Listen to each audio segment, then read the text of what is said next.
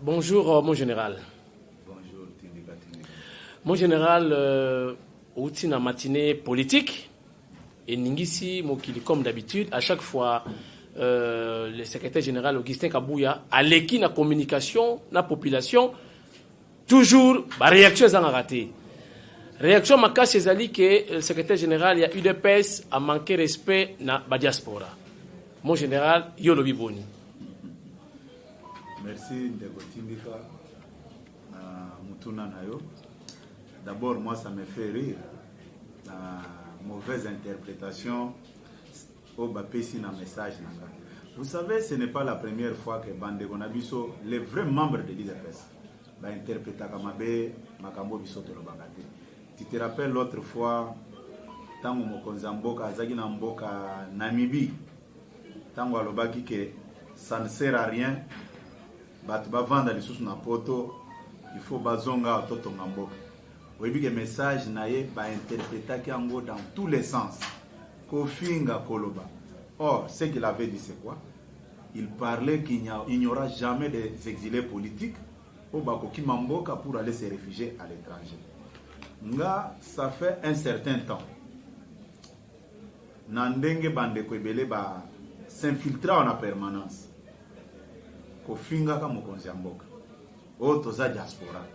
Or moi je sais que na niveau ya IDPS tozaka na département ya relations extérieures nde geraka ba structure nyonso ya libanda, toza na département de l'organisation de oyo geraka ba structure nyonso ya kati. C'est un problème de compréhension. Na segaki mingi quand même j'ai échangé avec certains amis de la diaspora, certains amis représentants. Moi, en tant que secrétaire général d'IDPS, n'ai pas doléance et belé, outils et pas représentant même.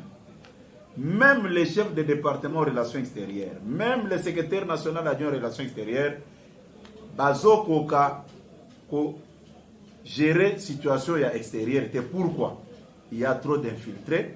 Akoya lobio nganza diaspora. Utino za diaspora mboka nini. Ono biso toza ba Tshisekedi. C'est vraiment une confusion totale qui ne dit pas son nom. Yango n'a précisé que c'est une mise au point, un vrai membre de l'IDPS. Pourquoi, tant on a le but qu'il n'y a pas une structure qui s'appelle Tshisekediste, Nakati à IDPS, ça ne fait pas de problème. Seulement quand je dis qu'il n'y a pas une structure qui s'appelle Diaspora, non, il faut pas passer l'effort, il y a qu'à comprendre le message. Je n'ai attaqué personne, Oyo Ayebi qui est un membre de l'IDPS. Il y a trop d'infiltrés. Avant même de parler de cette affaire, j'avais échangé avec les gens de diaspora. Vous devez vous identifier à travers vos représentations. Ça peut être dit clairement comme ça. Par exemple, na représentant na biso azana Belgique. Na kolobate ke naza posana diaspora à Belgique, naza posana ba membre IDPS extérieur vi nani représentant oyamboka Belgique. Nazana posa kosolana ba membre IDPS ya Canada.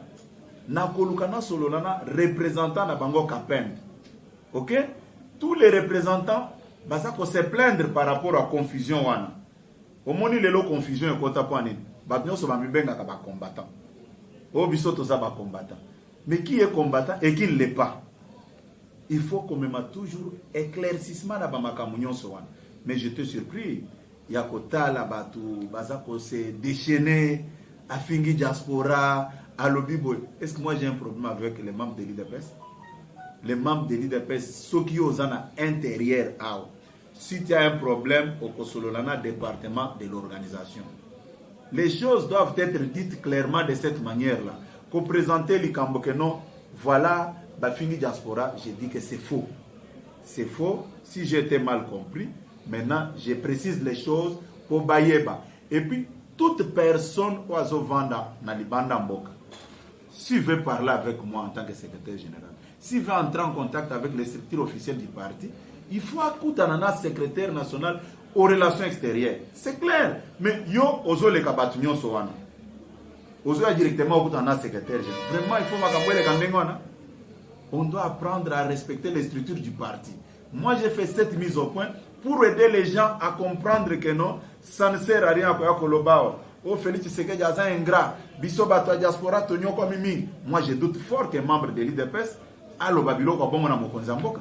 Ça ne s'explique pas, moi je ne peux pas tolérer ça et vous trouvez ça normal. Moi en tant que secrétaire général, Nazali Awa, on vient insulter le président de la République devant moi par les personnes non autrement encore identifiées. Ça, je continue, je persiste et je signe. S'il a un problème à poser, il faut azonga na département, il y a relations extérieures. Département on ande kolobanin. Bon, awa tozana netia. Naebi très bien que nous avons 15 représentations OESA officielles, OESA opérationnelles. Naebi yango. J'étais à la communication de l'IDPS, je connais toutes les représentations de l'IDPS OESA qui fonctionnaient du Banda. Naebi yango. Yoko elangate vaigo naza diaspora. Non. Babiloko wana, je sais qui ont envenimé la situation. Et Zabato n'a recadré à maintes reprises pour que vous devez respecter nos structures de l'extérieur. Ce qui aujourd'hui il y a Libanda, aux niveau de diaspora. Mais niveau de diaspora, il faut vous identifier par rapport à votre représentation. C'est comme ça que nous, à l'IDPS, nous fonctionnons. Mais j'étais surpris à apprendre que non, à Fingiba diaspora, ce n'est pas vrai. J'ai fait cette mise au point puisqu'il y a des amis qui m'ont dit non, il faut clarifier, penser nayo. Ça c'est de 1. De 2, ceux qui n'attendent kolakisa bango que vous n'êtes pas sincère, vous accusez injustement le président de la République que non à tenir compte à Batouali Bandate. J'avais bien dit clairement que le secrétaire national aux relations extérieures, le secrétaire national adjoint aux relations extérieures, mais il est de l'extérieur. J'ai parlé de mon frère Topin. D'abord, avant même son voyage, on a parlé même avec lui, on rigolait même quand je disais, mais pourquoi les gens de l'extérieur ne veulent pas reconnaître que tu es membre de l'IDPS? On a rigolé autour de ça. Que les gens aient le courage de dire la vérité. Deuxième élément, j'ai parlé de directeur de cabinet adjoint, M. Guilhem Niemou. Mais il fut représentant adjoint, il était adjoint de docteur Mpouila. Vous voulez maintenant que Batouan n'a pas perdre qualité na bango, Tolobakeno, le chef de l'État, n'a pas pris en compte l'apport de l'IDPS extérieur, il a foulé aux pieds tout ce qu'ils ont fait. C'est la raison pour laquelle j'avais évoqué tous ces cas-là pour montrer à l'opinion que ce que vous rencontrez, c'est des mensonges. Ça n'a rien à voir avec la vérité. Au lieu de nous emmener dans un flou qui ne dit pas son nom, non, Bisso Diaspora, non. Nous sommes d'accord avec qui que ce soit. Il faut boyer que l'IDPS est organisé et structuré. Si vous êtes membre de l'IDPS, vous devez être en règle avec le parti. Si vous avez un problème à poser, c'est pour identifier les gens. Mais ceux qui battent respecter la structure. Mais Bazako dit, Bazako Lobanini, oh non, nous sommes des Tshisekedi. Tshisekedi n'était pas un vendeur de l'or, ni vendeur de cacao, ni de diamants. Tshisekedi fut président d'un parti politique. Il faut pas structure nyonso o ezako fonctionner na IDPS, o ezako ça la fierté à IDPS, bato sango, mais quel est le péché au bisoto sali? Il y a ko déformer kolobake ono voilà, afingi biso diaspora non. Moi j'ai un franc-parler. Quand je vais dire quelque chose, il faut na lo bango ndenge ezali. Je n'ai peur de personne, je suis responsable, je dois montrer aux gens la voie à suivre. Mais ceux qui n'ont boy ko ebsa bango que non. Il y a un secrétaire national chef de département aux relations extérieures, c'est M. Gilbert Kankonde. Si vous avez des problèmes, allez vers lui, posez les problèmes. Il a ses adjoints. Mais maintenant, les gens ne veulent pas que Tolo Bababilo Kouane. Ils veulent nous amener où? Bozo Memabiso Nanzelo, diaspora, c'est flou. Mais les partis politiques, ceux qui ont par exemple, PPRD, parce qu'on a battu Nabango, Babengi Bango diaspora. MLC, Babengi Bango diaspora. Les partis Nyonsoana, Biso, Tozana département, Biso, aux relations extérieures, il y a un département phare pour nous identifier tous les membres de l'IDPS au Bazali Banda. Mais, vous voyez que dans la salle gymnastique, en quoi j'ai insulté, je ne me retrouve pas. Je ne me retrouve pas. Et les gens doivent apprendre à dire la vérité autour de la question. Oui, Tindika, moi je suis un homme d'État. Je suis un homme politique responsable. J'ai suivi les réactions irresponsables de certaines personnes dans les réseaux sociaux. Dans les réseaux sociaux, Bamusus Bazako Finga, Bazako Loba, Kabuyana Kabund, Bazako Bomapari. Non, soyons sérieux. IDPS est créé le 15 février 1982. Nous sommes arrivés à la tête de l'IDPS qu'en 2016 ici. Avoir l'effectivité du pouvoir, c'est en 2016 ici. D'ailleurs, 2017, à ce qui me concerne, puisqu'auparavant, j'étais secrétaire national adjoint, fédéral, j'ai gravi tous les échelons de l'IDPS. Je sais qui est qui dans ce parti. Même gestion na bango bien na parti, comment est-ce qu'il va s'aller même sonner à ma famille na bango. Par manque d'intégrité. Mais ce sont eux aujourd'hui, au baza kotinda bat. Boke deko finga ye azobo ma parti non. Nazobo ma IDPS, na memi IDPS na pouvoir. Ça fait partie de l'histoire de ces partis. Et on doit se dire des vérités de cette manière-là, que vous le voulez ou pas. Dans l'histoire de ces partis, Bakolo Baboui, de telle année en telle année, il y a eu telle personne. De telle année en telle année, il y a eu telle personne. Telle personne avait géré de cette manière. Mais sous notre gestion, Tomemi IDPS n'a pouvoir, IDPS a changé statut Nango et l'on est parti d'opposition et comme il est parti au pouvoir. Les gens voulaient qu'on amène l'IDPS où? Et vous savez très bien que quand je ne suis pas d'accord, j'ai toujours émis mon point de vue. Nayebi bato yo baza d'accord te, nayebi bango, mais bakanga mitema, cela ne va pas arrêter mon élan. C'est Dieu qui élève les gens. Je n'avais pas demandé d'être secrétaire général. Tel que je suis là, j'ai fait correctement mon travail. Si j'étais à côté, est-ce que vous avez entendu même au niveau de ma hiérarchie, quelqu'un m'interpellait, pourquoi tu es allé faire ça? Non, c'est correct, je l'ai dit, je répète, je dis clairement que les structures de l'IDPS à l'extérieur sont coordonnées, canalisées par le département des relations extérieures. Les gens doivent comprendre ça comme ça. Voilà. En général, relativement au message du chef de l'État, on voit que non de diaspora ou négociation qui fratas avec okufa awa, est-ce qu'il n'y a pas à capter qui message du chef de l'État mabé babike boya yepaye abi na ina kutana chef de l'État aleki pario oyambaki ye mais babiko oyambaki debout ti abeli akufi akutana chef de l'État c'est-à-dire azoki à capter qui message bien té ndeko tindika ezo seksanga bon oyebi eza likambo moto akufi ekosala biso pasi na motema. Mais comment expliquer ndeko tindika otanga ba ordonnance nyonso a nomination na cabinet chef de l'État?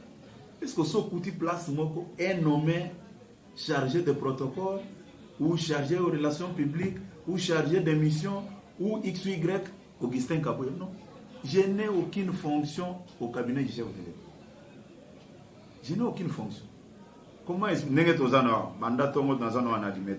ce qui se passe à Loya ou bien au palais de la nation? Naza responsable na eloko nini? Nazo senga bandeko boyo. Base la naza mutu. Hein? Nul n'est parfait sur cette terre. Il y aura un jour où on a kosala mabe, ba komona mabe wana. Ozolanda, eza mukolo na kosala mabe puisque je suis un être humain. Mabe wana seconde ba kosote puisque baza na recherche à kozwa ba makamwa mabe onga na kosala. Je te donne un exemple. Nazalia naye ko présenter ba combattant ya IDPS au bazaki nommé ba bourgmestre par le gouverneur de la ville. C'est ou actualité penda yango. Na lobby mais kende na réseaux sociaux. Ba to pe perdre ba présentaki ba membre na bango bazaki nommé. INC ba présentaki. Ngana présentaki. Mais kende na réseaux sociaux otala nani ba fingi mingi. Mais Batouana va se réclamer bataille de paix. Est-ce que vous allez me voir, moi, sortir pour répondre à des bêtises pareilles? Balobie Sopi Kabouya. Kabouya koti na buzoba ya Weberer ya Ngobila. Écoutez. Oui, un homme sérieux. Le loba jeunesse est belé, bah, on te dit accorder interview, allo ba, et de quoi ça? Non. Faites votre travail. Moi, je ne peux pas ouvrir ma bouche pour dire quoi que ce soit. Je pose une petite question. Oui, à partir de ma campagne, intelligence dans sagesse en moi. L'histoire n'est pas qui vendredi. Samedi, tu présenté Batouane. Réaction et dimanche. Vous voulez me faire croire que les services de l'hôtel de ville du gouverneur. Bangotou, Bamonakite, Bayakomonaka dimanche. Pour faire leur démenti. 2. Gouverneur est membre du PPRD. Dans sa propre famille politique, on a présenté les gens. Vous voulez me dire encore que leur secrétaire permanent, YP, à l'Ogotaka, on a les réseaux sociaux. Soyons sérieux. Oui, moi, c'est que je sache, je suis un responsable. Je ne peux pas me réduire jusqu'à ce niveau-là. Laissez les gens étaler leur médiocrité sur la place publique. Vous pensez que moi, je n'ai pas la capacité de convoquer la presse pour faire une mise au point par rapport à la situation? Et mon général, est-ce que Jean-Tini Gobladin a la compétence économique pour vous? Non, ça, ce n'est pas le débat. Le grand péché, c'est de présenter ces gens-là. Le gouverneur est entouré de juristes, de formations, de juristes chevronnés. Je n'ai pas voulu entrer dans ce débat-là. Je n'ai pas voulu. Et nakokota yangote nandimi ba finganga balo banyonso bakoloba nako répondre mututa. Vous comprenez kotindika. Donc il y a confusion parce que yo la kisi ba candidat na lobby boye. Et ce qui est plus grave dans cette affaire, les gens qui pouvaient même me traiter de tous les noms d'oiseaux, ils ne l'ont pas fait. Mais ceux qui se réclament de l'IDPS, est-ce quand ils font ces histoires, ces bêtises-là, et c'est lui, c'est encore oiseau, il s'abango que beaucoup de filles secrétaire général na bino. Puisque mingi na yambaka bango, oh non, CG, bisotozola la pongi, caméra est en train de faire ceci, et caméra est en train de faire cela. Est-ce que caméra est ce qui bango que beaucoup de filles secrétaire général na bino? Ils ont passé tout leur temps dans les réseaux sociaux. Bamususu kutu, bazuni, bamususu, bazu photo, bazu drapeau ya PPRD, batienga wana, bamususu, balobi, ye, auti wapi, ateki de pes. Bon, toyo kanana, nakoteki de pes c'est pas même. Puisque membre de pes naza président de la République. Est-ce que n'a pas médiocrité à Bongo au monanga na bima na banda ko réagir de kotinika? Hein? Toyo kanana nous bien à place wana ngai kaka na bimi ke na banda ko répondre. Ce sont des médiocres qui n'ont aucun niveau puisque muto a signé ba arrêter wana ayebani. Batuni el Kambouté. Leur problème c'est Kabouya. Je sais le pourquoi. Je suis conscient. Chaque fois quand je regarde dans les réseaux sociaux, Natala a compris déjà animosité au Batubazana sur ma propre personne. On a ça qui n'a pas Batuba sepelaki. Batuba sepelaki. Jour na télémelaki accord à Genève. Batuba betaki maboko. Mais Batuba eba kite ke nenga télémeli batoyo. Mikolo nyonso ekotika la pona ye bato bakotika la ko sepelana ete. Les gens n'ont jamais compris ça. Moi je suis conscient nayebi. Même bao baza koloba. J'ai totalisé 3 mois na tête ya IDPS. Samedi le l'autre journée. Lundi le 19. C'est ça. Lobby dimanche ndena kokisaki 90 jours comme secrétaire général. Mais comment on a besoin de coller dans Makambo, Oyo, et Salemaki, Nanazata, secrétaire général. Et vous pensez que ces gens-là sont sincères? Basalaki Makele, les Belawa, oh non, il est en train de régler des comptes aux gens. Et les autres même sont allés plus loin. Il y a Kosenganga qui n'a démissionné. Et ce sont les mêmes Obamandolo qui Naza illégal, Naza na irrégularité. Comment quelqu'un qui est dans l'irrégularité peut encore démissionner? Et vous pensez que ces gens-là sont intelligents? Nous avons dit que la banque autant. Et puis, si moi j'ai accepté de répondre, de vous accorder cette interview, parce qu'il y a certains de mes collaborateurs les plus proches, il faut recadrer Makambo. À ce qui concerne Makambo et Taliban de Diaspora. Je n'ai aucun problème avec eux. Oui, je n'ai aucun problème avec eux. S'ils avaient mal compris, je viens de me faire comprendre par rapport à mon idée, ngana ko sepelate, quel que soit les rangs sociaux yamoto, à se permettre, il y a quoi traiter mon Konzamboka d'un farceur, un ingrat, je ne peux pas accepter ça. Je n'accepterai jamais que ça se passe comme ça. Et surtout par un groupe de gens bien identifiés qui se réclament de diaspora. Or, moi je sais, les gens de l'IDPS sont identifiés à travers le département des relations extérieures. Dire que non, Afingi Bango, non. Je n'ai insulté personne. Je n'ai insulté personne. Les gens doivent avoir le courage de présenter les problèmes dans son contexte. Comment ça s'est passé? Mais ce qui est tolo, bateau bafinga kangamingi, naebi, les gens na mususu, basala kaba vidéo, bazako finga, bazako lobake, bisoto ko finga kakabuyo na koyoka, comme si ça s'adressait à leurs amis. Et puis pour justifier leurs bêtises, bakolo, mon conjoint se va finga kaye. Bon, qu'est-ce que moi je dois faire par rapport à ça? Ceux qui m'ont manqué d'éducation à malam na bafana, baboti naï, où est mon problème? Il sera toujours dans l'obligation à étaler médiocrité au Yazanango. C'est fini. Mais concernant nos amis, j'ai des amis là-bas, je ne peux pas le faire. Je ne le ferai jamais. Puisque je suis secrétaire général, je dois recadrer les choses et je dois demander à toute personne à respecter ma structure et à partir, point barre. C'est ça. Merci Ming de connexion. Au moins, nous est un peu flou. Puisque ceux qui vont lobby, Banda na comme secrétaire général, na comme orgueillé, na zokoti la bango espace T. Oyebi, okoko kosa batu nyonso, mais okoko kosa conscience na yote. Nga, je ne me glorifie pas. Na bureau, mutu nyonso amayela ebi ke heure de service pour na mutu nyonso ezaki à 8 heures. 8 heures de travail. Mais nga, Nayaka wana 9h, Nabimaka 22h. Ce que vous calcul. Nasala kaba air boni.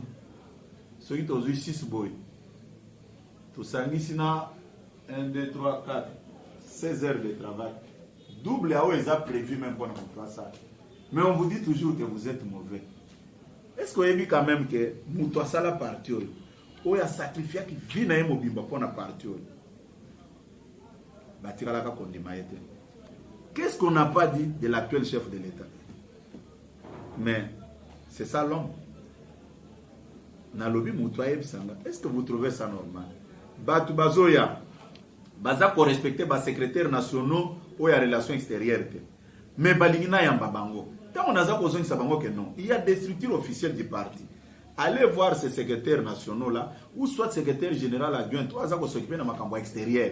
Bopé sa bango makambo na bino, bango baya ko salanga rapport. Ceux qui directement boleki par mon canal, qu'est-ce qu'ils vont faire maintenant comme travail? Et comme orgueil. Non, les gens doivent avoir des petites notions sur le fonctionnement de l'administration. Il n'y a que ça. Naza orgueil envers Moutouata. Alors mon général, nazongi na kaya ndeko wana kufa combattre. Est-ce que parti ne bazo tunanga, est-ce que parti ko kundaye to parti ko kundaye? Est-ce que réellement membre du parti? C'est aussi ça. C'est ça le problème. Au monisikoyo, c'est-à-dire OK ko toucher problème ko eza ko tinda bisoto lobake. Bolongo na makambo bisoto za diaspora. Non, ça c'est une généralité. Mais tolingi ko préciser, ko spécifier makambo ko loba non. Ngana vivaka na mboka par exemple ya Belgique. OK. Le représentant IDPS na Belgique s'appelle Dr Kabanda Kana. OK? Comme ça, s'il y a un problème, tokotuna tokozo téléphone. Puis naza na ba coordonner na makonyo. Na lobi représentant na moni mutu boy. Comment ça se passe? Est-ce que vous avez dernièrement représentant na biso à Belgique a binga lobi non? Monsieur secrétaire général, il y a un monsieur azako ya kuna azoko sayo ki azaka na biso wa atoka ko yambaete. Ce que je dis là, le représentant le sait. Na epsi que avant mutu na bozaka na kuna te. Tu vois maintenant que tant on a azoko en contact na un représentant. Azako identifier bato bazanaye. Toi tu ne peux pas dénigrer ba représentant na biso bazakuna na poto oyambangu keno oyeko kutana na direction politique. Mais en cas de problème, qui sera responsable? Donc c'est que c'est une autorisation avant Mayaka. Ils doivent se référer à nos représentants. Ba représentant pas comme ça le rapport n'a pas chef de département aux relations extérieures. Bon, si moi je ne veux pas qu'on respecte cette procédure là, à quoi est bon dans le secrétaire général. Hein? Dans d'autres exemples, ami Balé, représentant d'Abisso à Allemagne, M. Chiswaka, à Beninga, à se plaindre les sous. Comment est-ce qu'il y a trop de dérapages? Yo lingi ko respecter bateau yo, baza établi pour na koloba na kombo ya bisika bino bozalité. Mais ozole kabangonyo su piouf au quitter na Kinshasa. Bon, même bateau yo, est-ce que vous trouvez ça normal? Un vrai membre de l'IDPS peut insulter les chefs de l'État, peut commencer à tenir des propos discourtois ici au siège de la famille politique du chef de l'État. Tout ça sont des petits détails. On va comprendre que message était on a le but que non, on doit arrêter l'hémorragie. Sous prétexte que tous les diaspora. Mais quand on te pose la question, nasna bisa musu na sala. Na bengi ba représentant ba. Nous ba poser côté plus na tout mais. Yo za représentant, oui. Yamboga nini? Alobi or ngana une situation mboka wana. Ah oui. Alobi naza représentant ya Afrique du Sud, non. Du vivant, il y a président Tshisekedi, a tikala qu'on nomme représentant en Afrique du Sud, Moussou-Souté, en dehors, il y a Dr Vangu, na Willy Chileng. Ce sont eux qui ont la décision de Tshisekedi. Ceux qui le par exemple, direction politique à parti, tout décider, il y a ko zongi sa bango, bien ko pardonner bango. Bango ne pas zonga wana, mais ce n'est pas le cas, c'est une petite précision. On a zone même pas na batba. Tant on a bandu ko expliquer, oh non, biso to s'organiser qui nandenge na biso. Tu sais, pour diriger un grand parti comme l'IDPS, il faut avoir la maîtrise de son histoire. Nakutana ngi na mutu mususu wa. Na tuni yo za président fédéral, oui. Pesanga numéro 1 décision et nomayo. Oh non, j'ai été coopté. Tu vois, oui, ce sont des choses. Quand on le bango, comprendre.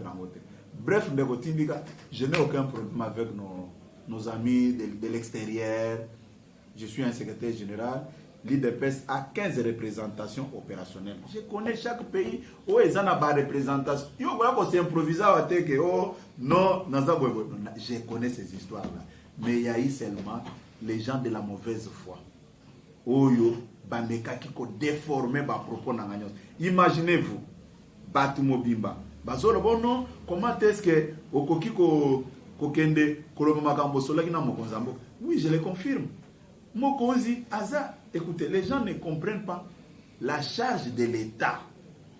C'est une grande charge, c'est une charge à parti politique, mais tout le temps baza ko harceler mokonzi, ceux qui mokonzi lelo a eu problème autour ya babilo konyoso baza ko selewa.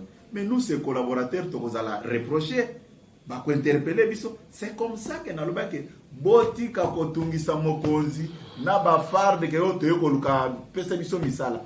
Yo le bigo za membre aide pesa. Yaka parti nabino yangoyo, okutana na secrétaire général nabino, via nani secrétaire national aux relations extérieures, pose ton problème. Pourquoi Batbazo qui m'a bilo konyo so ba raccourci, puisque baebi bangote, puisque moi j'ai tout fort. Quelqu'un comme Gilbert Kankonde. Azanga koyeba mutuna mutu. Akoyebi so que non, je connais telle personne, c'est comme ça que bazo ki mababilo kwana, bali kokote la nasimanda, mais epananga ekolekate de kotindika ekolekate. Moi je suis un légaliste. Batebele o bazana illégalité wana na irrégularité, balingi sikoyo ko se camoufler derrière obiso diaspora, obiso machin.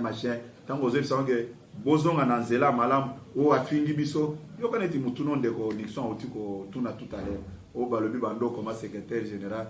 Mais quand j'avais attaqué l'accord de Genève, j'étais secrétaire général. Hein?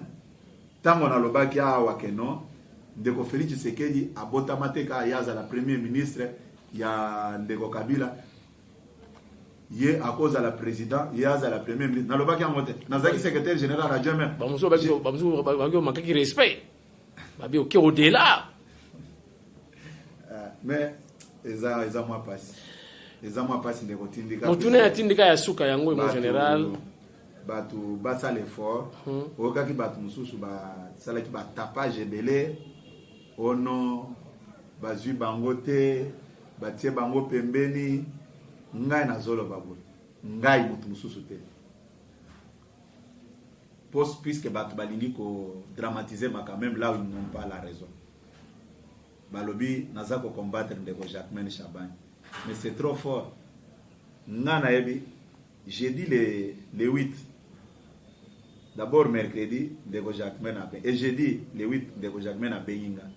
Atuningo bozo sala makambo ya ba sélection ba candidature bozo associé ba tutenga lebi mais ba sélection yo sezo sala ma to répartir vu nombre ya ba ministère hein, to répartir en na chaque organe structure ya parti to tiango même bino ba to accept bozo na ministère moko mais pour na premier ministre a 3 noms hein puis na ki ba bozo bebele lo bien mingi na ba réseaux sociaux a 3 noms to yebi ke bino pour komate ke mutu moko amitié ye moko biso to ko sélectionner ka parmi vous to 3 noms puis to na ba CV na bango nyonso to yebani to ko aligner bino albo que ça va premier zate vendredi tango président de la République azo yamba basur miwe to kutani na ye na oya to na lobi bien que to kutani biso mi balé na oya to bandi ko solola tango mokonza mboka asilisi na basur azomata mutu kana alobi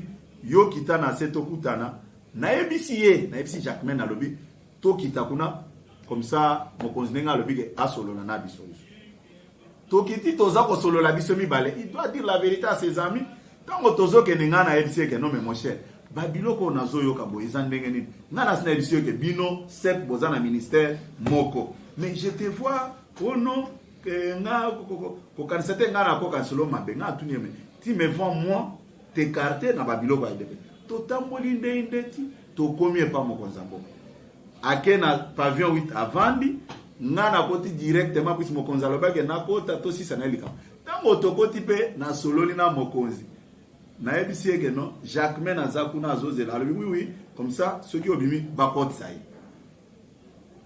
tango na bimi ya koti ba sololi ndeko nanga mais makamuni nazo tanga te na réseaux sociaux. Vous voulez qu'à chaque moment, Nazonga Kanabanda complètement. Je suis un secrétaire général. Et ça, Babilo comme Moussou, Nazako Kotangote. Et ce qui me fait rire, c'est quoi? Ce qui a fongoli monoko pona loba. Oh non, au moni ranayo, au koko lobate, tikanayo, batmusu ba défendre yo.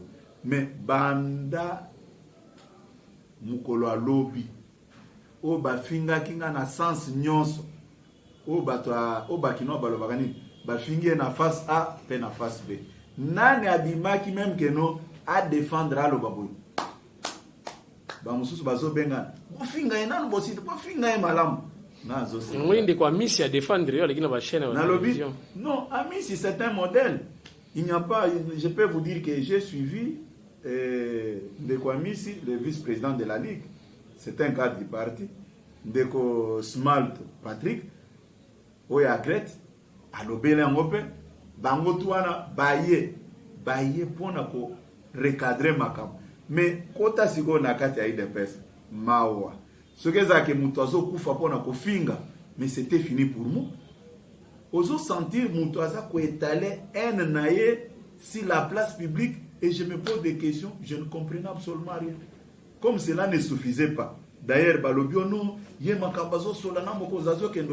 mais je suis son collaborateur. Quand je constate que mon chef est en mauvaise position, il est mal à l'aise, je dois interpeller la troupe pour bâtir à l'aise.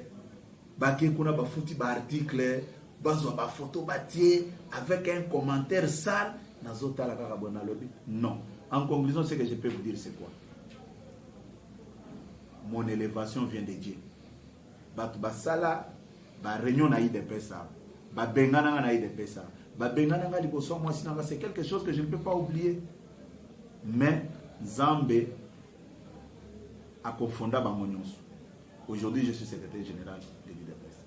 Mukolo Zamba koloba que ce que tu as fait suffit maintenant mutu musozon et kozala na forcing mon côté. Les gens doivent comprendre ça une fois pour toutes. Mon général, Moutouna Yasuka, est-ce que le candidat Oyo la Kissi, est-ce que vous avez un groupe pour commerce? Yasolo. De votre indica, na lobby boui. Au moins, Bamituna wana, kende kotuna cabinet à gouverneur. Oza Moutou après, kende kotuna. Je suis un responsable. Je n'ai pas voulu mettre de l'huile sur le feu. Je suis conscient de ce que je dis. Vous pensez que le gouverneur a benga kangate ngana benga kaete? et banda makamnyo so les gars qui atikali ko benga ngate ou bien ngana atikali ko benga ele. Je ne peux pas commencer à vous brandir mes conversations avec lui autour de la question. Ce n'est pas important. Batu basala musalo baza ko sala. Hein? Basala ngo IDPS bazoze lelo ko wanate. IDPS bazoze là to remporter l'élection il y a 2023. Nanazo sekebele. Au moment où les autres travaillent, vous passez votre temps dans les médias, dans les réseaux sociaux pour insulter vos cadres du parti. C'est ça la spécialité. Mais après, vous allez chercher des boucs émissaires. Puisque, excusez-moi, c'est comme si vous êtes un peu endoctriné ou envoûté. Au Vital Kamerhe 2023. Et ça crée une polémique, un débat. Mais je ne vous comprends pas. Vital Kamerhe a dit que le parti n'a comme cellule à IDPS ou bien fédération IDPS.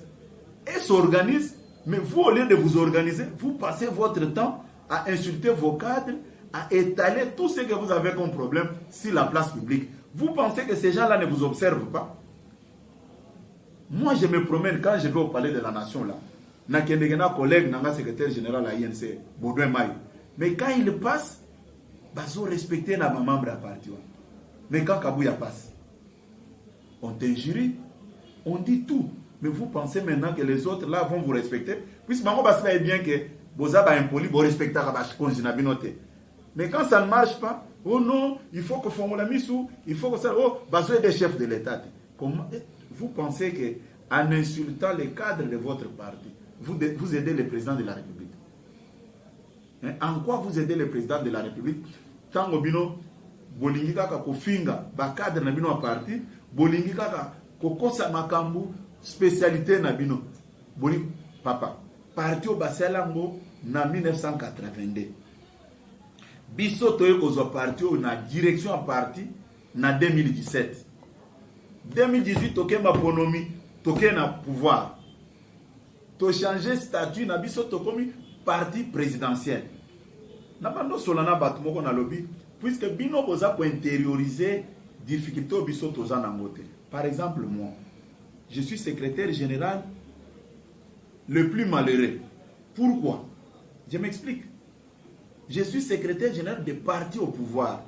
Contrairement à ma prédécesseur nanga. Ma prédécesseur nanga balinga ko koyebisa ba combattant. Demain, vous irez au ciel quand nous serons au pouvoir. Demain, les mâles vont tomber du ciel quand nous serons au pouvoir. Ok? Tu pouvais croiser quelqu'un à Zanambongo, à Kabelio. Mais aujourd'hui, nous sommes au pouvoir. Est-ce qu'un tel discours peut encore passer dans les têtes des combattants? Et ça n'a pas cadre, Moussous, Bazo, Kima, Koya en permanence. Baïb Sakanga, Yo Zamakasi. Yo Kutoza combattant, Balabala Yango, Bosse familiazana, ba combattant. Puisque ils ne me feront absolument rien, je viens de là. Pas sinon mais les gens n'arrivent pas à analyser tous ces problèmes-là. Bazotia sentiment, oh non, voilà. Et tikali muke, balobake non, ngai, nazarata mouibi abanta. Oui, peut-être que dernièrement, batia qui m'a Photoshop mogo boye, basalinga naibi nini, nani PVC na banini à toilette tiens kanginga penza na ba policier travailler qui bien bazui photo a muibi moko allez bazui mutu nanga batie balobi Augustin Kabuya attrapé la main dans les sacs. Bon, cette vidéo avait fait le tour du monde. Natika lo mona mutu ata moko te ko na za mutu IDPS attaquer batwana ke botika ko sakana secrétaire général na biso tokenda mission a wana Mbujimayi. Nana président Kabundo, Aza secrétaire général, ka secrétaire général adjoint. Toke mission, tant auto réussir mission na bisowan, comme et salaki batmusu motema mabe. Bakenda ko sal sa ba article. Bazu photo nanga batie, bazu photo ya ndeko na biso Monique Kitoko personnel batie, bazu photo ya président Kabundo batie. Ba côté les baron, côté la gena chambre. Te balobi ke ngai président Kabunda akutaki ngana Monique na chambre a sepelite ale lokole pa lingaka ye tokendo bundela mwasi. Est-ce que vraiment banani baza ko sala biloko wana bato IDPS? baza kokomisa yango, baza kosalisa yango nyonso. Avec quelle idée? Mais entre-temps, balobi, biso toza derrière Fachi. Est-ce que vraiment ça c'est aider le président de la République? Natuna kaka mususu na lobi, mais auteur et article wana nakutana na jour moko na vi na lobi yo moko toza na ba famille na biso na mboko, toza na bana na mboko, toza na ba belle famille na mboko, toza na ba église o tosambelaka na mboka oyo, mais quand même basi na biso bayebi ke toke mission ya parti bayoke non toke bundela mwasi mosusu kuna akokaki ata kotalanga boye atali na se na lobi il n'y a que vous batu ya presse vous en a droit, il y a dignité, na respect. Biso batozo ça la politique, nous sommes des petits messieurs, nous n'avons pas droit au respect. Je pense que tout ce que les gens peuvent rencontrer, il y a des gens qui utilisent certaines personnes, comme toi tu es de la presse, écrit tel article contre Kabouya. Mais je sais que quand vous combattez un enfant de Dieu, c'est Dieu lui-même que vous combattez. Par exemple, cette histoire-là de notre compatriote qui est décédé ici, j'ai appris ça comme tout le monde dans les réseaux sociaux. Tala dernièrement, fils Mukoko, ake kokutana na balie na yeo azaki na bango akala. Babeti ekuna bisoto évité. Mais ils ont fait circuler ces photos dans tous les réseaux sociaux. Or, même Mokozambo Kazaki surpris puisque période nyonso na bisoto zeka na oya. Comme il n'y a pas un crime parfait, yambalo bakangi bango. Ba faire circulant. Tango bango batu babeta ki batu bakateke su ba eko témoignage le lendemain de na office moko azo benganga. Na tunie que tu m'as appelé parce que batu babeta ki ba eko témoigner que biso tozaki impliqué ata ni de près ni de loin dans cette affaire. Voilà comment les gens se créent des problèmes dans la vie sans le savoir. Au moment où on azo 400 zela bo mutu ke tout est pour OK. Puisque au saleli mwana nzambe mabe quand nzambe zana mutu na. Je pense que les gens doivent réfléchir avant de tromper l'opinion. Merci mon général pour la disponibilité, la interview accordée biso. Merci mingi ndeko Tindika, ndeko Nixon pour l'opportunité au accorder. Je ne voulais pas parler, mais je me suis vu dans l'obligation de parler parce que vous obéissez à mingi. Parmi batunyo so bandolo banamoni bakomi ko benga oh non, bakomi ko changer langage. Non. Ce n'est pas mon problème, c'est le problème de Dieu seul. Mais critique pesa bien, mon général. Critique pesa bien. Ça dit quoi? Parce que développer maïel, il y a quoi? Bakokoba. Non, déconnexion. Il faut faire la différence entre critique et injure. Quand est-ce qu'on peut critiquer quelqu'un? Quand vous abordez les problèmes, dans le vrai sens. Mais ceux qui ont au bandit au finga, bon, tu peux me dire que tant que basu drapeau peut perdre balatinga, bakomi babiloko nyonso. Un médiocre, c'est ça les critiques d'après vous? Quand on appelle quelqu'un médiocre, tout ça là qui bandit dans la négociation, biloko ni batu baloba kite. Tant on a kendeki comme chef de délégation à CENI pour nous conduire délégation à Bisso, pour nous déposer cahier de charge à 45 questions à Bisso wana. Baloba ki makambo ebele. Aliembongo akabila talazo memi de pes na libu. Mais les lots ce sont les mêmes qui cherchent à tirer profit na pouvoir de pes Jésus. Tant que tolobela ki makambo to ken l'élection avec ou sans machine à voter, ce sont les mêmes bafinga qui biso. Les lots tant que na pouvoir, qui peut reconnaître encore qu'il avait tenu des propos irresponsables contre nous? Ça, ce ne sont pas des critiques, ce sont des histoires que les gens utilisent pour nuire. Mais ils sont en train de passer leur temps inutilement. Ce que je peux vous dire, retenez la date d'aujourd'hui. Je n'ai jamais échoué dans ma vie. Je n'ai jamais vu quelqu'un me combattre injustement émerger. Je ne l'ai jamais vu. Ce que c'est les mieux. En tout cas, je vous avais promis ici, comme nos amis de la Mouka ont voulu tuer l'IDPS dans leur méchanceté. Vous les voyez aujourd'hui avec tous leurs moyens financiers et tous leurs carnets d'adresse. Est-ce qu'aujourd'hui la Mouka existe? Tant qu'on a le bac, ils étaient puissants. Ils avaient même utilisé certains responsables étrangers pour pas menacer notre actuel président de la République. Ceux qui bloquaient Kotuna, on ne reculera jamais. Nous devons vraiment faire la fierté de la mémoire de Tiens Tshisekedi. Vous serez président de ce pays.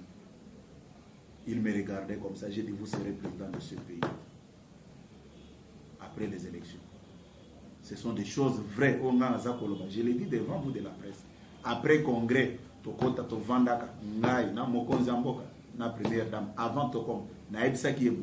On vient de franchir la première ligne. Voyez Mokonzi Aïdepes. Deuxième objectif, aux autres présidents de la République. Première dame avait la foi. Elle avait dit Amen, Papa Augustin, et ça la Mandengolo. Aujourd'hui, nous sommes au pouvoir. C'est un pouvoir que je connais comment est-ce que nous avons eu ça, puisque j'avais foi en Dieu. Ce n'est pas tous les opportunistes qui veulent courir derrière.